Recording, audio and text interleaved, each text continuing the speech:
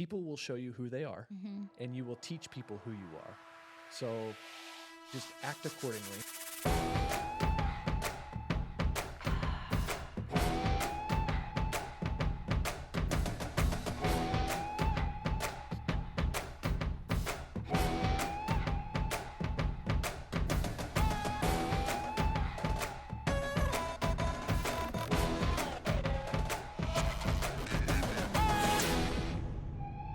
All right, welcome back to the Pure Athlete Podcast, where we're going to deep dive on conversations, always linking it back to parents, student athletes, the resources they want, need, and deserve, trying to answer questions, but also stimulate questions from that community. Yeah. So we can continue growing and building student athletes better with the best resources available. So do us a favor, like the podcast, share it, subscribe to it, especially as this year goes on. 2024 is going to have a lot of exciting things for the Pure Athlete and all of the things we do around it. So before we jump in, we are in talks with getting some merch done. We've had a lot of teams and locals and people we take care of ask for it. And we are super excited to do that. And also just keep reminding everybody that 10% of all of this merch is going to go towards student athlete mental health in some way, sort of fashion. We're going to be donating back always to that. But subscribe, like it, share it, laugh at it, critique us. That's fine. Yeah. We don't claim to be podcast experts, but we're just going to do it. And so we're excited to do it together and do it with you guys. So before we get started, we got a packed lineup as usual. We could go on for hours on this actually, but we're gonna rein it in. We've got a lot of fun things to talk about today, but let's start off with how we've started off the last couple weeks. Yeah. With Erin had a competition this weekend. So again, for those of you watching for the first time, I am with the athletic trainer herself, Erin Ruggieri. I'm Dr. Dustin Bosson. Tell us, where'd you go? Yeah, so we were at a UDA regional competition in Chicago. It was technically in Rosemont, Illinois, so like, kind of outside of Chicago, but they call it Chicagoland. Yep. And my JV team made some pretty big history. Yeah. They won all three of their dances, jazz, hip hop, and game day. For the first time ever. They've never really gotten above, I think, third is what I heard. So we're like waiting, like listening. And we go to the competition because there's a lot of really big competitors that are at nationals who go to that competition as well. So it's usually a like, where are we going to stand up against them in a month? Yeah. Kind of bring back to reality moment, but sure did not do that. Yeah. You were hoping for a reality moment. I was. Hey, let's scare them. Yes. So that way we get their focus right. Yep. Instead, you went and swept. But, it's all right. I'm learning, coaching opportunity to learn. If you're not learning, you're not growing. So pivoting how we do that. I think it's cool when that happens, though, too, because that, too, if you could use that to your advantage. And you know how to do that. Yeah. I think a lot of coaches, I hope, would know how to do that because, you always want to wake up call. Play up. Yeah. So you bring them up. But then you go and sweep, and it's like you can use that to your advantage. Builds their confidence, but also it's like then you can kind of hold it over their head and be like, now that I know how good you guys really are and can be, you don't get to slack anymore. And I love them to death, and they know this is true. We had a whole meeting yesterday, but their dances that they did were not really even like their best runs that they've done, which is scary because I'm like, oh gosh, like if you can win at not your worst day, but kind of close to it with the nerves and just a lot of unsettled like feelings about a big competition like that, then like once we drill that in and get your adrenaline under control, like y'all are unstoppable. And they now know that, which I talked about it on last week's episode. Like they struggle with validation, and a lot of teams struggle with validation. And I was like, does this give you the validation that you needed? Yeah. Like I'm not just blowing smoke up your ass. Like you guys are good. So, but it was a busy weekend. And we love coaching from that perspective. Yeah. That's a lot. It's a lot more fun that way. Like every once in a while, we like to crawl up where the sun don't shine. Yeah. But at the same time too, like it is a lot of fun to see the growth in them and literally instill that with them because we could go off on a rant on this, why that is so important, but all athletes need validation. Yeah. All athletes have a power struggle in their own head. And am I good enough? Did I mess up? Like it's always critique. Yeah. But instead you do something like that. And it's like, they need to set in, all athletes need to set in when something like that happens, be like, I am that good. Mm-hmm. Like, we are that good. Mm-hmm. We can do big things and sit in it for a second, own it. Yeah. That's Yeah. cool. I told them yesterday, I was like, if you guys want the recipe for winning, like, you just got to read the cookbook. Yeah. And, like, you know who has the cookbook? Us. Right. And they were like, oh, like, yeah, like, it's possible. And you just bake the cake. Yep. So bake the cake again. It's literally possible. Right. So who knows what will happen in a month? I mean, literally our goal is just to medal at nationals. That'd be a dream for them. So really whatever happens is it's already planned out. We just got to live it. So. Yeah. Well, the fun thing is, for anybody who knows Erin, or anybody who wants to know Erin, I'm going to pull an Alex. You should. Alex. Cool. I'm going to pull an Alex Hormozy quote right here. Success leaves clues. It does. So this is why we want to be resources. Do we have it all figured out? No. But it is super fun to be able to bring teams that we coach, or have people trust us with their athletes, and to continue to produce at a high level. So congratulations to you. Thank you. Congratulations to the young women on that dance team, and the school in general and the program. I mean, that was there's a varsity team involved in that as well. They did very well. My wife's dance team also swept their competition this weekend, and there's been a lot going on. There's been a couple baseball guys that are actually brothers of some of those that have taken next steps and been asked to play at different levels and on different teams, which is super cool. We have a football player who's about ready to make an announcement for a commitment to a potentially, well, they're all prestigious schools, but it'll be interesting to see where he goes. We have had multiple dance teams, and a lot of people at this point are like, dance. We're always going to bring this back full circle, but we do. I married a dancer. You are a decorated dance coach and dancer yourself. And so let me just kind of give people a little bit of insight on that. Because we are very committed with what the mission is at the Pure Athlete, based around mental, physical, and relationships, and solving a lot of education points and questions and resources for those things. We have not only tripled down on the kids. We used to say doubled. We're going to say tripled now. We've tripled down on the kids and to help them to grow better student athletes. But we've used our resources and where we have a lot of big reputations with dance. And so we're starting there. And path of least resistance for us. And it's been a lot of fun to pour into that community because it has leaked into their baseball player brothers or their sister soccer players. And so right now we're in how T Swift would say our dance era, I believe. But it's actually, we appreciate everybody who has followed us in that world and who has started asking more questions personally, locally in that world, because whether they know it or not, it's reaching more people faster. And so we will flip, and we've talked about NFL. We love talking about other things, but we also want to give you guys insight into what we do a lot of all the time. Because come April, you guys are going to get sick of hearing about racing. So it's just a season. But there's a lot going on. Baseball's getting ready to start. You've got winter ball coming up locally in high school and professionally. Spring training is going to be full bore here in a blink. Football's rounding off. Hockey's in the middle of their seasons, both high school and professional. So we just want to give you guys a little bit of insight of what we're doing and share a little bit of our kind of how we're navigating life together and what's going on in our world. So without further ado, we can also we also watch a lot of football. And so here we are, headed to the playoffs. So your Steelers over there. Here we go again. TJ Watt, actually, it's very big in the media right now. He's technically supposed to be out with a grade 2 MCL sprain. And yes, the word sprain usually is kind of thrown around, but that is still like tissue fibers are being torn, like all the scientific things. Like, it's still not just an ankle sprain. It's not like just an ankle sprain is not, that's not a thing. There's still damage to the tissues. So yeah, that's not so fun. Not ideal, biasedly.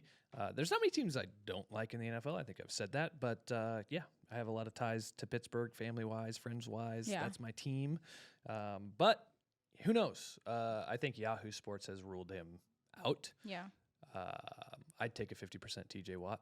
But if there's vulnerability, if there's too much laxity in that joint, there's definitely a difference. I mean, grade 2 sprain can mean a couple different things from the tissue perspective, but then you look at the overall joint, is a lot of times that joint laxity that joint laxity isn't guaranteed with a grade 2 sprain. Right. However, if there is, then you got to protect the player. He's a person first, player second. And I'd take a 50% TJ Watt, but if they're ruling him out, there's probably I wouldn't say more damage, but I would say he's more vulnerable and susceptible to bigger injury. And I don't care what game you're playing in or where you're at in the season. Yeah, it's unfortunate. But to keep it on kind of mission with the pure athlete, and what we like to talk about and kind of in the mental side of things is, it's like, okay, how do the Steelers respond? Right. Because let me take my Steelers hat off, and just watching them as a team, like, they've had a hell of a season, right? They've gone through a few quarterbacks. They're going back and forth at the beginning. They landed on Pickett. Pickett got hurt. Now they have Rudolph, and he's scored more points in 2 games than they've scored all season, it seems like. So they might have found their Tom Brady on accident. I'm hoping. That's my prayer, putting my hat back on and taking it right back off.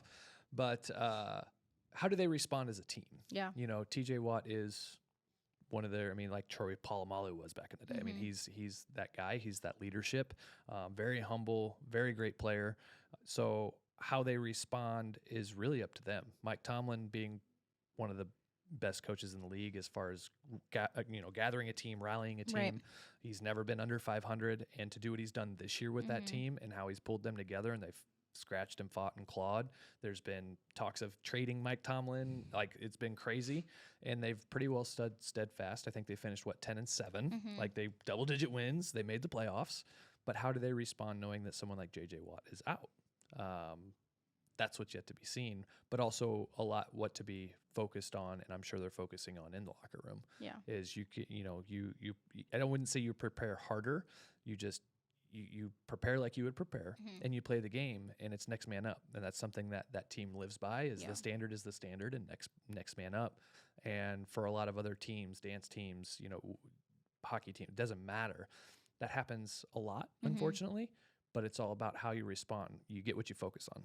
For sure. Yeah. I mean, at some point you kind of have to ask yourself, like, is it really worth me playing through this? Is it really worth me risking a worse tear and then having to get surgery, and then you're looking into the summer and next season? So, I mean, you really gotta ask yourself, like, is it really worth me to put myself out there and put him out there if that's how it goes too? But let me ask you this. Let me put you on the spot.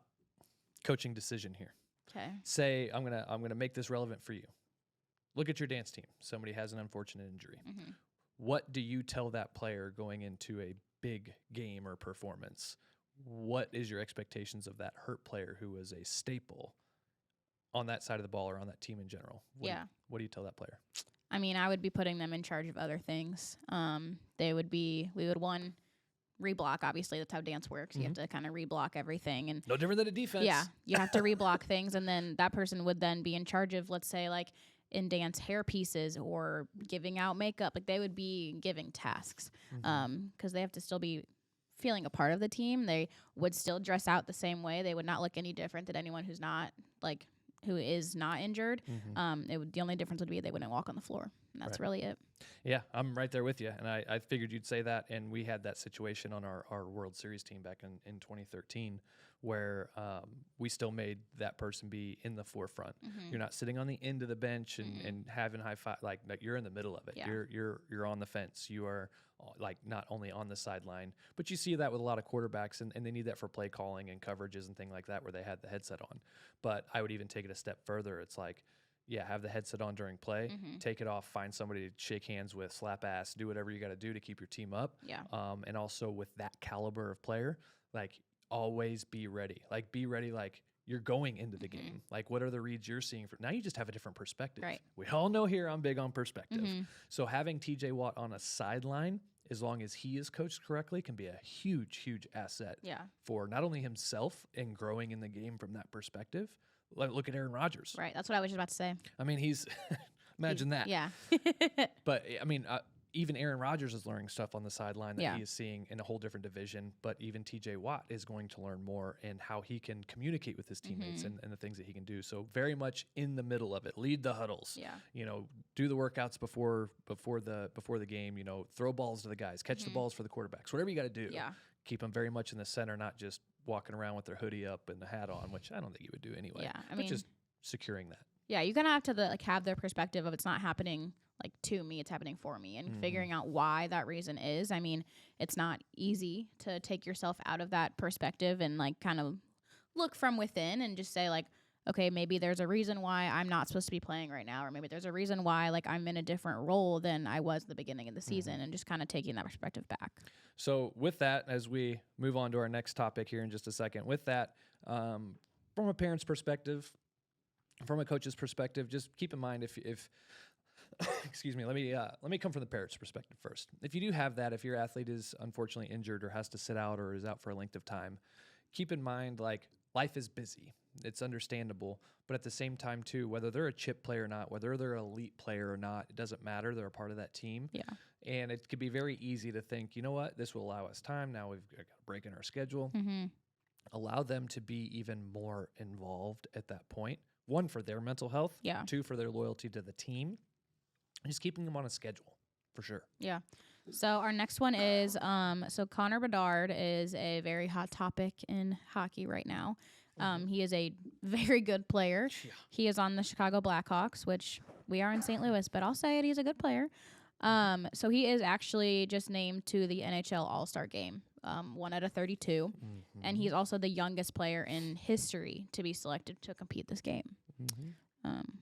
This is the Connor era. Connor era. McDavid, Bedard, like the kid's good. Put another 20 pounds on that kid and a little bit of force, and yeah, I'm not sure that injury happens, but is what it is. But a very, very good player for sure. Yeah. I mean, he has a lot of fame. So leading up to this season, he already had fame going in. He's just kind of grown that fame. Obviously, it's a great accomplishment for him, but I mean, it's going to add pressure to anyone to constantly be at their best. If you're held to that standard, you never want to be below that standard. So relating it back to the pure athlete, I mean, we talk about all the time, the amount of pressure to be your best at all times. And especially with rookies coming in like that, like that's really what they're living up to every day. Right. And I don't know him well enough yet. He hasn't been in the league long enough yet, but also having the conversation of what does he do personally and how does he take the achievement at 18 years old, being an all-star. Yeah. I mean, there's a lot to be said and learned from that too. Yeah. Yeah, I mean, he could also take it as he can be a role model for other. I mean, obviously, people are getting better at sports. We talk about this all the time. Like, athletes are just built different now. They're getting better, younger. He might be the first youngest player, but he's definitely not the last. Right. So he can be that role model for the upcoming rookies and be like, hey, this is how you let the fame not go to your head, and this is how you let all the money not go to your head.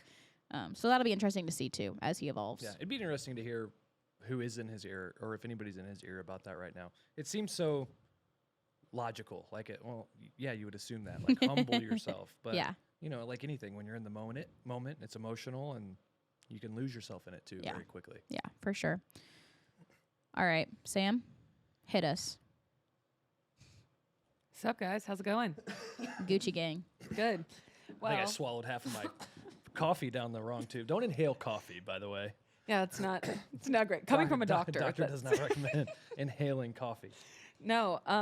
So I just wanted to jump back into women in sports. Let's go. Yeah, I know.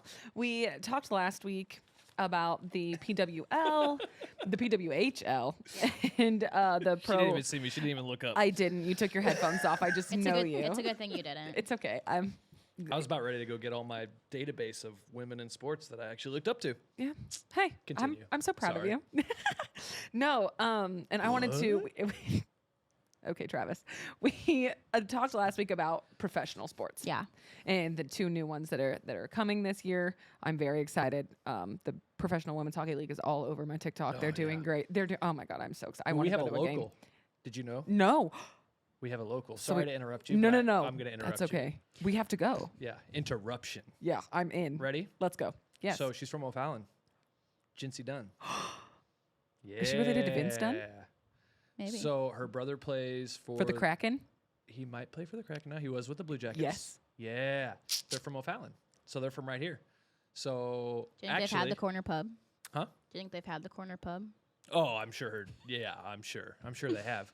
But so I wonder if we can get her dad or even them on the podcast. Anybody? So Send us Erica's a link. dad takes care of their family for years, Let's and go. so yeah. So Oh. with women's hockey, professional hockey, we have a Yes. local that That is could have an sick. opportunity. That's the best interruption I've ever received. Thank you so much. You're welcome. But I want to jump back down to college sports. Okay. So Caitlin Clark, who plays for Iowa, has been all over my TikTok too. And they actually did the same thing Nebraska volleyball did. They played an outdoor game in October, and there was 55,000 people there, over 55,000 people there. Yeah. And then Nebraska, obviously, we saw that one. There was over 92,000 people there, and it was the most watched women's sports, anything in women's sports. So I want to know, like, we touched on all of these things, and is 2024 the year that we, are going to start seeing women playing professionally and in a higher level? And what are some of the ways that, like, the pure athlete can make a difference in the lives of the women here in our area that are looking to play at that elite level and professionally? And how does the pure athlete make a difference? How do we help these women and then women around the country and globe later? Yeah. I mean, before we even get into how it relates to pure athlete, it's about damn time. Yeah. For all of this to be happening, it's about time for women to be recognized for doing the same thing men are doing, and even better, it's about time that artistic athletes get recognized the same way. Like, it is about damn time for 2024. Yeah. So, pure athlete. Yeah. And here's the thing too. Here's the perspective that I want to make sure everybody gets to is in an age of equality and fairness and all this stuff, that is not where we're coming. Right. This is not a feministic movement of making sure women. No.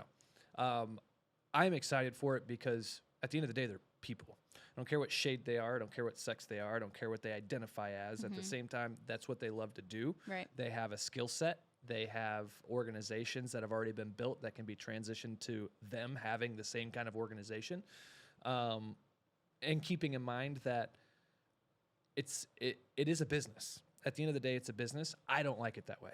I called my career for a reason. I didn't want to play the business. Call it soft, call it what you will. I have no regrets at all, but it is a business. So here's what I want to make sure too is here's what I'm excited to see. And I love that Sam brought this up, and that was very, very well stated. Thank you, Sam. But I am excited to watch women build the professional empire for them. Yeah. Because do I think they should be having 2, 5, 10, 20, $150 million contracts? No, not yet. Because it is a business, and they're starting from the ground up. They have a great template to work from, but I'm excited to see how these women earn it instead of just declaring on social media and on cameras and subliminal messages and making a stand and doing all this stuff that's been done about we want to be paid the same. I don't disagree with you. Yeah. We just have a platform to build to get there. Right. I don't think it can't be done. I hope it does get done, but men to get it handed to them, neither will they, but I am super excited to watch it happen, and I think it should, and I think it will. Yeah. Building an empire is okay. Sorry to interrupt you, but this is my segment. So, I was watching. Obviously, I'm on TikTok a lot. Friends, okay. I love You and the rest of the world. Me, I know, right? But Minnesota's professional women's hockey team sold out their entire arena. They only had 2 levels, like open for tickets, and then they had 2 open that third level. And the amount of I'm gonna cry. The amount of little girls in that facility with signs and the amount of history that these women are making, they really are doing it for them. Yeah. And that is one of the coolest things I've seen in a very, very long time. Yeah, for sure. And here's what I hope. I hope people that are involved in this go see this and support this. Please, please, please, for the sake of being good people, this isn't, haha, watch this, we finally, we better, now we need this. No. Enjoy the journey. Like, here to support, not here to, like, press our agenda. Yeah. Support. Everybody needs to go support that because it is deserved. And they are making a stand. They're not making a stand. They are making an effort to do something that they want to have done, like everybody else should. Yeah. You want to be your own boss, go start a business. Like, you can do that too. You want to have an impact, do it in the right way. I hope it's not a polarizing stance that people take, because some of those signs we've seen, could be written to be seen as such a way where there, it could come from a different perspective that isn't so fun and is very point proving and blah, blah, blah. So enjoy it. You get more with honey than you do with vinegar. But I am super excited because I think in the next, I think you'll see it happen pretty quickly. Yeah. I mean, you've got it's volleyball and hockey right now. Mm-hmm. That's just the beginning. I mean, because then I can't imagine soccer not being far behind. Yeah. And I think in the next 2 to 5 years, you're going to see a huge increase in the graph, and then might see a little plateau. But in the next 10, you're going to have multi-million dollar contracts. You're going to have a lot of advertising. You're going to have a lot of mission. And I hope this is a good spot for them to make a difference in the world, not make the world different. Mm-hmm. Yeah, I mean, I'm excited to see also how the standard of care changes. There was a few years ago, I'll talk about dance team, but I'm going to. There was a dance team that it was LSU. Mm-hmm. They were not allowed to travel to nationals because the reason that they were given, obviously there might be other behind the scenes reasons, but the reason that they were given is because they didn't have ATs. Mm-hmm. So, like, that should never be a reason. And it doesn't matter if they're a top contender or not. Like, that's still an opportunity that you're taking away from a team and young people and young women and men. It doesn't matter. But, like, that's not the first time that's ever happened. And it's not the last. And it's happening more in our area right now. And so I'm excited to see that standard of care being raised for everyone, not just women, but for everyone. Like, you should not ever have to cut a team. You should never have to cut funding. Let's interrupt Erin. No. Yes, we're interrupting Erin now. We interrupt Erin to provide this message is if you ever need an AT, call us. Yeah. We'll find one. Mm-hmm. We'll get a license wherever we need to get a license. We have enough contacts, enough ATs, enough reputation in this area that we can fly somebody wherever they need to go. If you need an AT, if you need one locally, call us. Mm-hmm. We have a database. So we'll just solve that right now. Yeah, absolutely.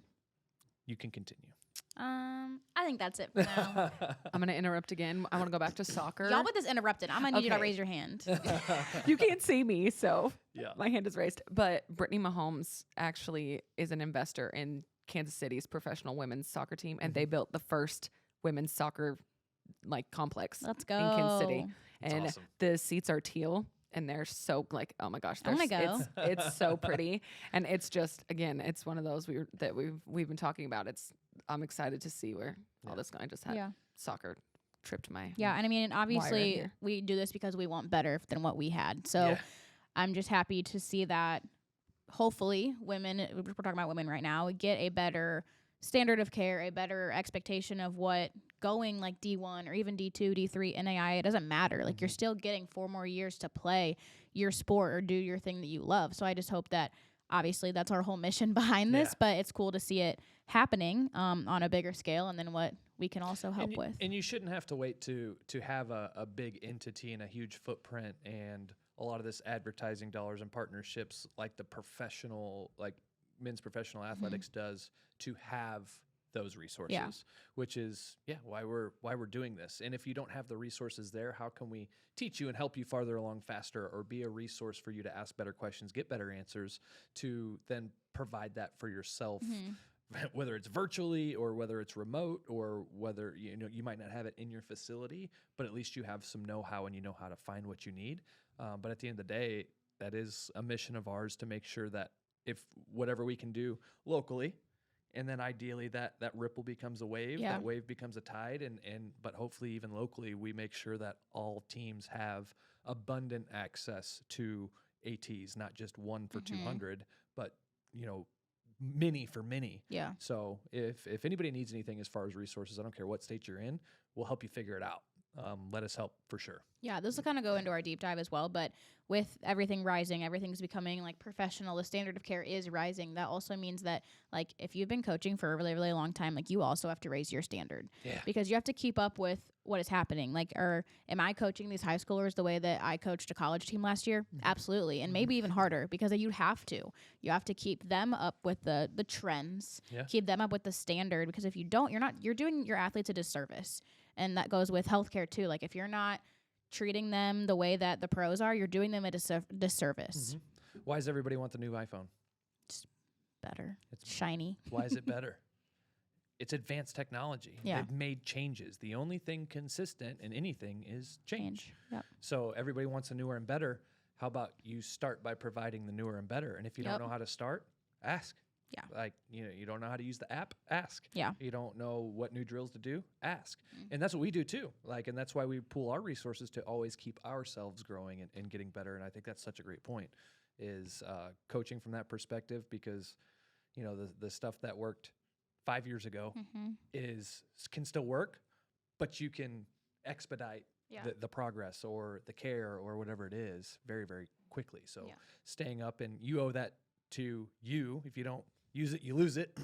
Always growing and learning every day, but also we owe it to the next generation to have those resources and to also learn how to learn and grow and change and make that a consistency in their lifestyle as well, which, if we're going to go deep dive on that, then let's go. It's it kind of goes with our, we value that, and values are trainable skills, and we want everybody to own that and really shepherd that in whatever they do. Yeah. From a family perspective, we talk about a lot of times the beginning of kind of my thought process of what the pure athlete is, and sharing that with Erin and Sam and my wife, and like they're like, well, why do you want to do this? Like, well, give me. I love where this is going. How'd you come up with it? Because we don't want student athletes to suck, was all I could come up with. And when I say that, I don't want them to suck as students. I don't want them to suck as athletes. I don't want them to suck as teammates, as future spouses, as siblings, as kids. And so it's the values that we need to start to instill that do come from the top down. The best way to teach is do. Yup. And do accordingly. Because imagine everybody who has kids can go back and think from 0 to 2, what are kids not doing a lot of? Right. Yep. Talking. So how are they learning?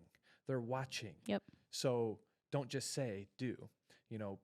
People will show you who they are, and you will teach people who you are. So just act accordingly, and just know that somebody is always watching. Yeah. So people will show you who they are, let them. But also too, it's like at the end of the day, everybody is watching, especially in sports. The coaches, the trainers, the players.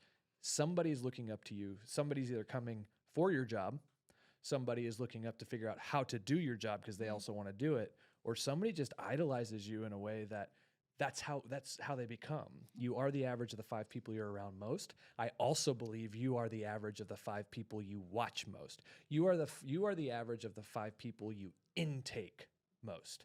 Whether you hang out with them or you watch them, I can almost guarantee you, there's no studies on this disclaimer, but I almost guarantee you we can change that statement now with social media and Sam being all over TikTok. I bet if we were to critique Sam, she's like, I'm on TikTok all the time, guys. You heard it 20 minutes ago. I bet Sam is the average of the 5 people she intakes most. Yeah. And I think we all need to recognize that, because the values that we value and that we exude, I like that word. Exude. It's a good one. The values that we practice, the people who, if we are around that, if we are one of those 5 people that they're intaking most, I bet they're going to exude a lot of the same values too. So choose wisely. Yeah. And if you don't like where your team is headed, if you don't like how your kids are responding, if you don't like a group that you're in, or whatever it might be, look in the mirror and say, how am I involved? It's not, am I involved? You are. Yeah. You're a part of that community, that culture, that team, that church, that whatever it is, that family. How am I involved? And ask for feedback from people who you value it from and you're most nervous about getting it from. But values are trainable, and you can course correct a lot of people. And that's what parenting is. Yeah. And that's, and I also believe teachers learn the most. So whether you're coaching or whether you are a teacher or whether you're teaching your child something, teacher learns the most. Allow that to happen, and then just continue portraying and acting as such. What you expect, you inspect, and what's inspected should be held to a exponential expectation.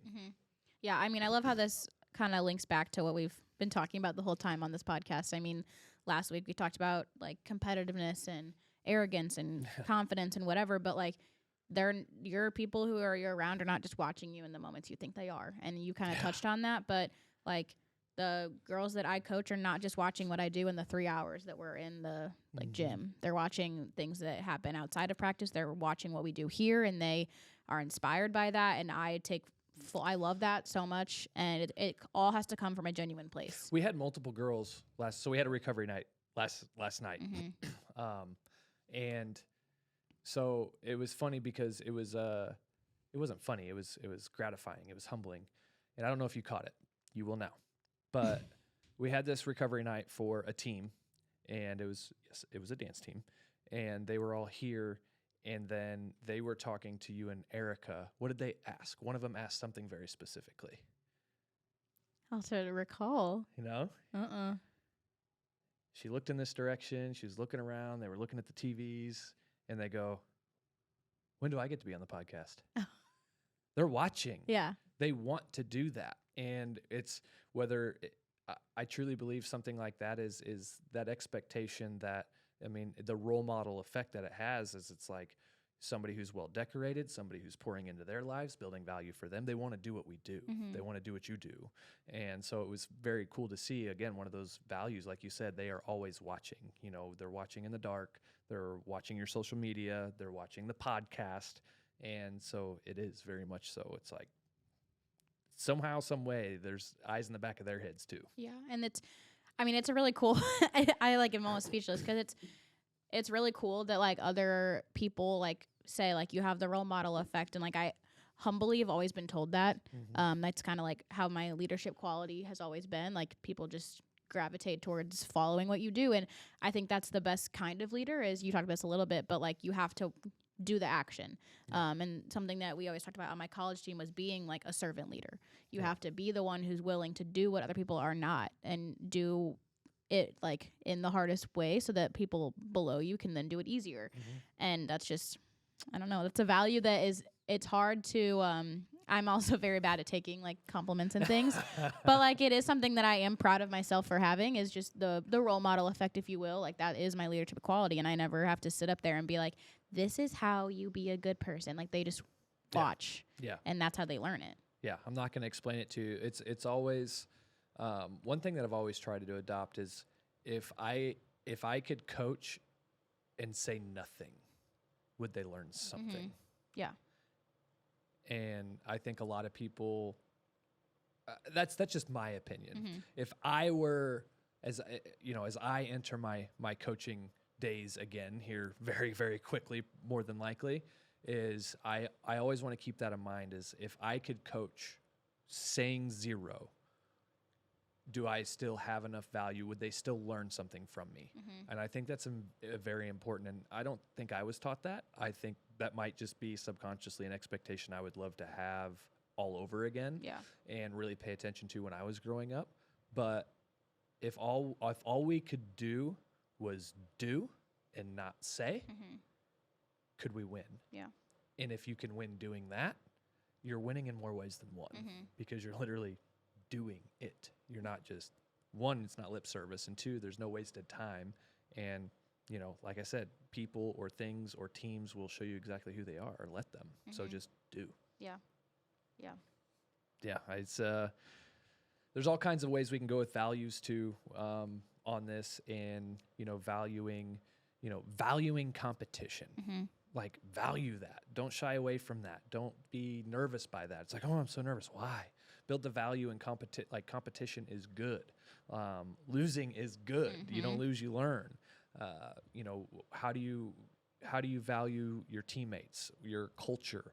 That's probably one of the huge things for me is culture. It's like I'm very hesitant to continually put myself in a down culture, and that's something that I have to control too, with what we do every day, and with the team and with the community. And it's not always easy, but value your culture, value who you're with, value the process, the journey, and don't let yourself get too far ahead.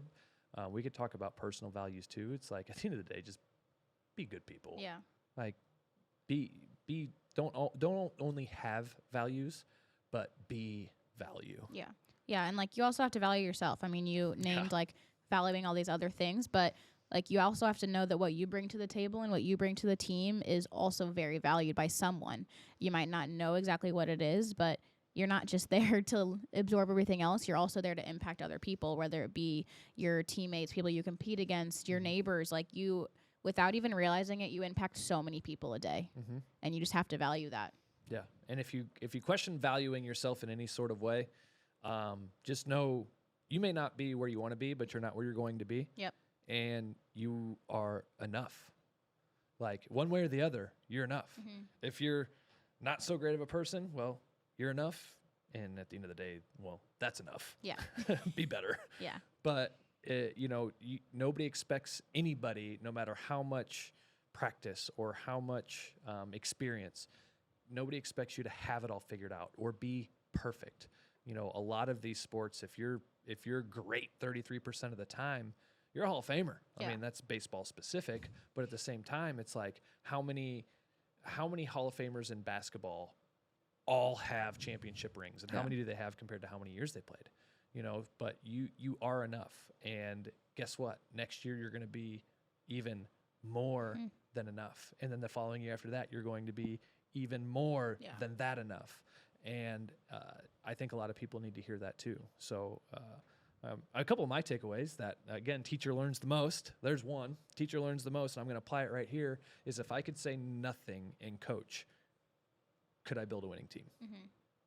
And knowing that whether I do or don't, I'm enough. And whether they do or don't, they're still enough. Yeah. But it's probably a different take on values than what a lot of people would be looking for. Is it's like, be diligent, be on time, be respectful. It's like, that's just the golden rule. Yeah. Do unto others, be unto others.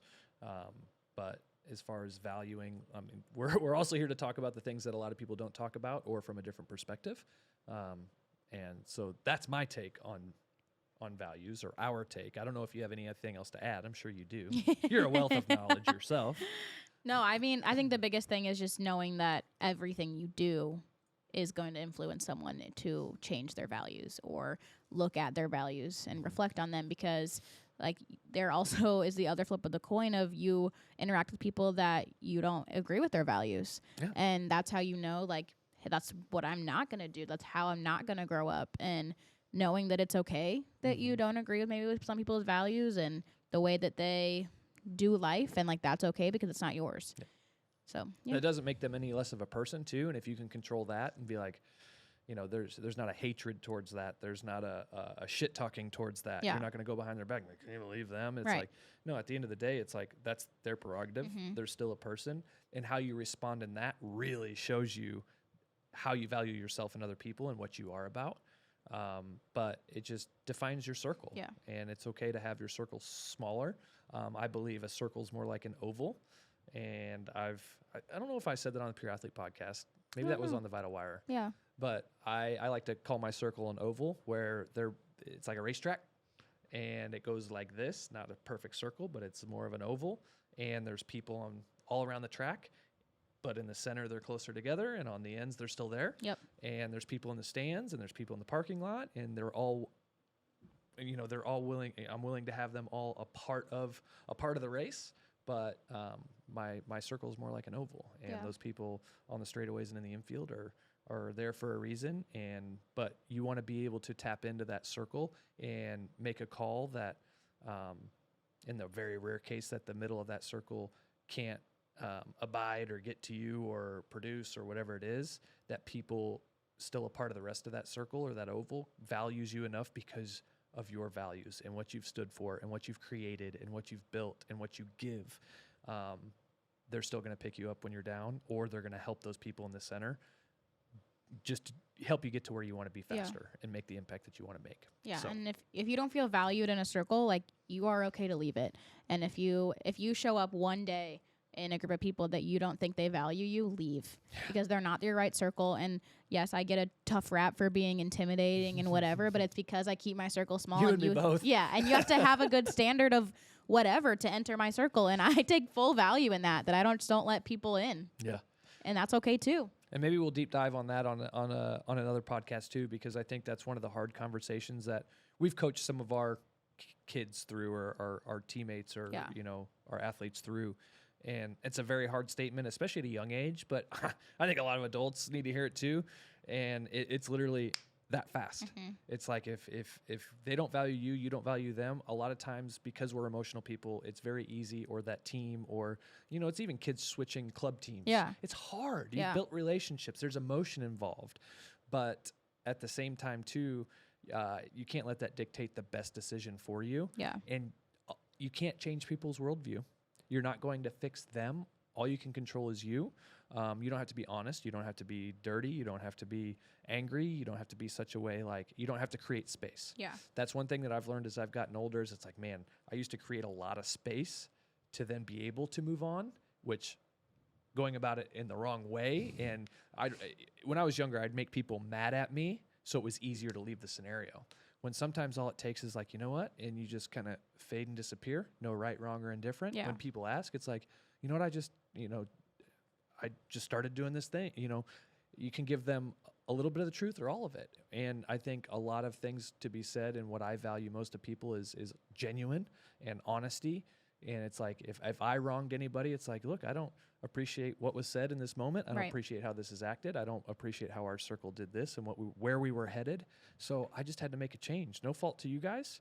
I wanted something different for myself, and having that kind of blatant honesty is huge too. But yeah, I mean, it really does all go back to values. But if we don't have these conversations, if we don't instill this and this confidence in a lot of our coaches, our healthcare providers, our athletes, as things are changing faster and more rapidly than ever in the past 5 or 10 years in every aspect of life and society, it's time to start talking about this and not just be respectful. It's like, no, let's have these conversations and build these values bigger, better, stronger. I think that alone will change a lot of the trajectory of where we're headed and where we're about to be. Yeah. Next generation deserves it. Yeah, for sure. All right. So, questions this week. Our question we have. Ask better questions, get better answers. Dun, dun, dun. Okay, so our question this week is, can you walk us through a typical assessment process for an athlete? And how do you tailor your approach based on the specific needs and goals of the individual? You get both mics. Okay, well, I'm not going to give away all of our secrets because we do it best. But we've spent a lot of time to do what we do and how we do it. Yeah. But yeah. So we use a kind of movement analysis technology. So I'm going to say, not giving all our secrets away, to really make that athlete not a number, but a person. And through that, we're looking at its structure, how they're dynamically moving, injury risk, and how it all really relates to performance. And then from there, we have a specific plan that's tailored to them. And when it comes to rehab exercises or prehab or even just training in the gym, supplemental things they can do outside of their already like scheduled workouts and practices. And they become not a number here, but they are a person. And you're not one of 200 in these doors, like a lot of high schools and colleges. But yeah.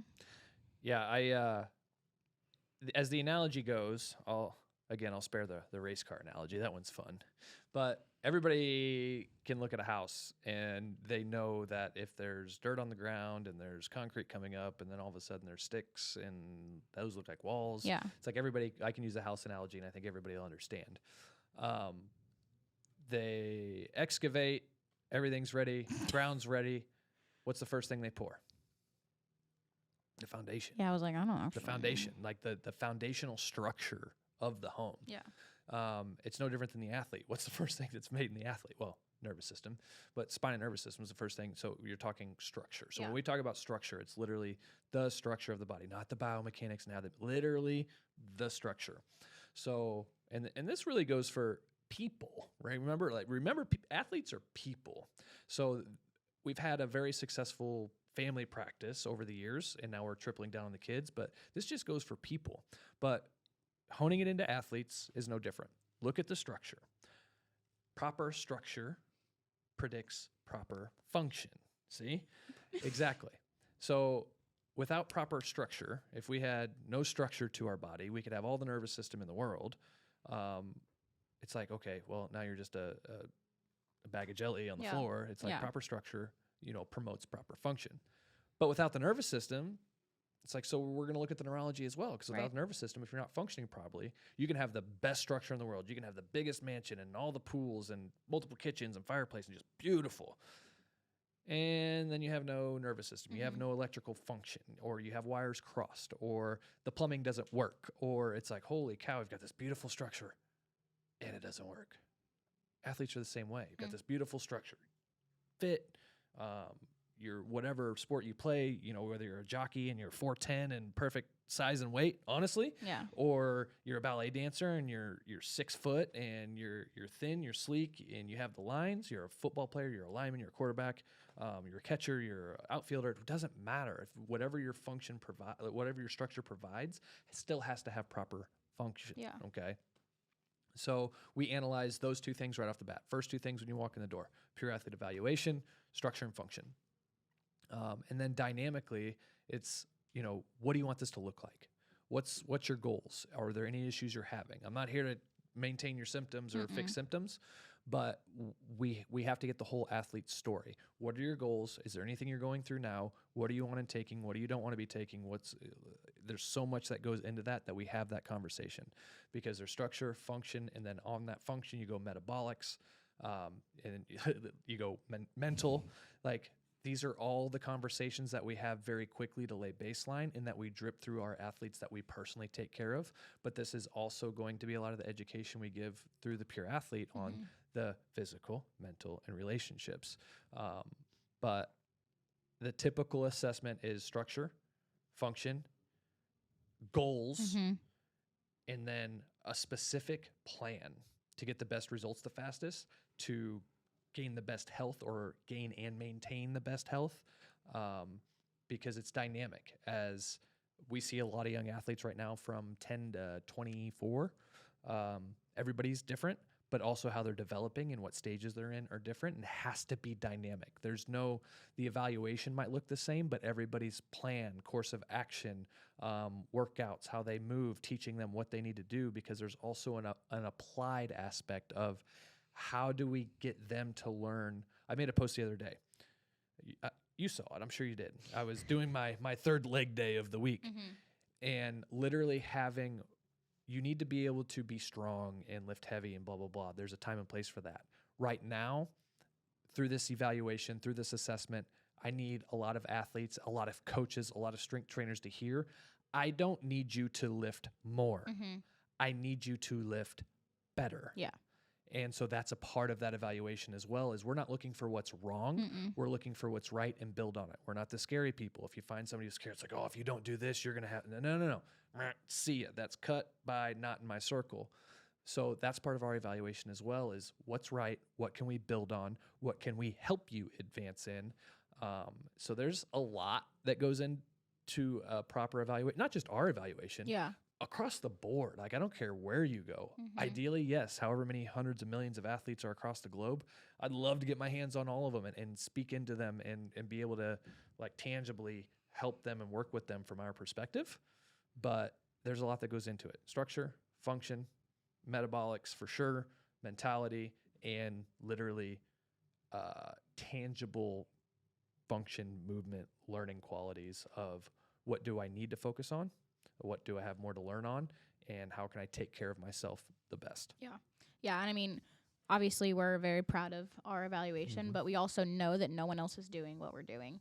And there's a reason why it needs to change. And there's a reason why you should not get your $20 physical. And this is why, because what happens when you get your $20 physical is they don't actually look at the structure. You get what you pay for. Yep. You get what you pay for. And when, like, you're making that choice by getting that $20 physical, you either are buying the $20 cup that goes bad and leaks everywhere, or you're buying the Stanley for $45 and it's great.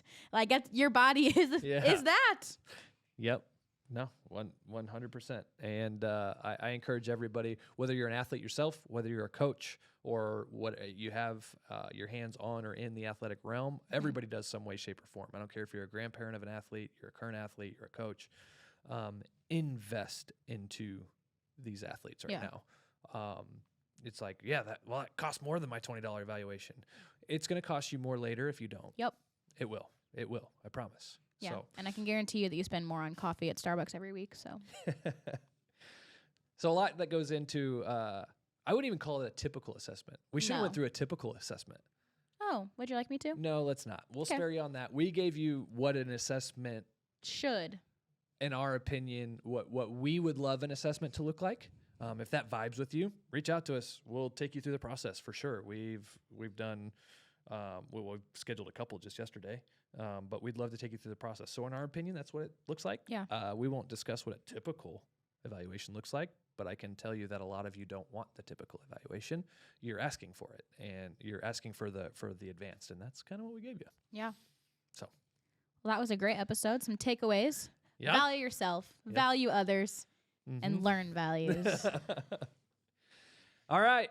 Well, that's it. Yeah. Hope you've enjoyed so far. If you haven't gone back and watched some of the guests we've had on the podcast, we've had a few great guests in different realms, different things, professionals in all of what they do.